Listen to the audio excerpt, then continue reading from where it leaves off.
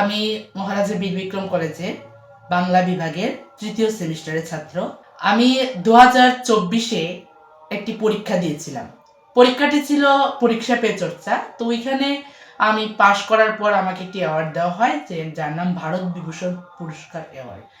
তো দেওয়ার পর আমাদের যে মোহনপুরের মাননীয় বিধায়ক তথা শ্রী রতনলাল নাথ মহোদয় আমাকে বাড়িতে এসে সংবর্ধনা দেয় এবং বিভিন্ন ইনস্টিটিউশন থেকেও আমাকে সংবর্ধনা দেওয়া হয়েছে। তার জন্য আমি ওনার কাছে অসংখ্য অসংখ্য ধন্যবাদ। এবং তার কিছুদিন বাদে আমার মোবাইলে একটি ফোন আসে যে এরকম এরকম পরীক্ষা আছে। কি পরীক্ষা? যে Swami Vivekananda national inspirational award. তো আমি বলি হ্যাঁ, আমি এটাতে জয়েন করব এবং পরীক্ষায় অংশগ্রহণ করব, রেজিস্ট্রেশন করা হোক। তো আমি রেজিস্ট্রেশন করি। অনলাইনে পরীক্ষা হয়েছিল এবং অনলাইনে পরীক্ষা দেওয়ার ভিডিও কলের মাধ্যমে দিয়েছিলাম। তো দেওয়ার কিছুদিন পর এটা ওরা ফোন করেছে জায়গা থেকে যে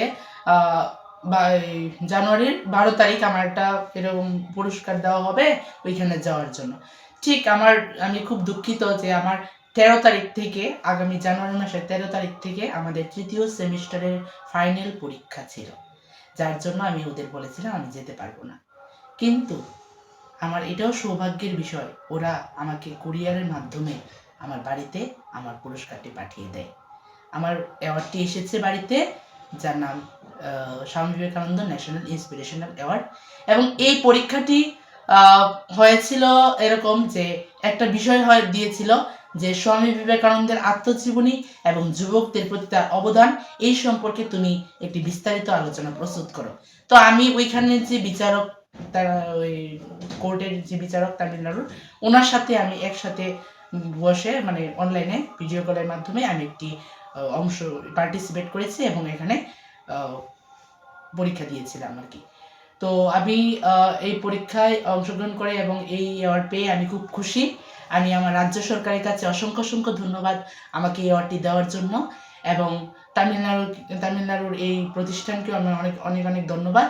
এবং আমার অনেক গুরুত্বপূর্ণ মহারাজা বীর বিক্রম মহাবিদ্যালয়ের যে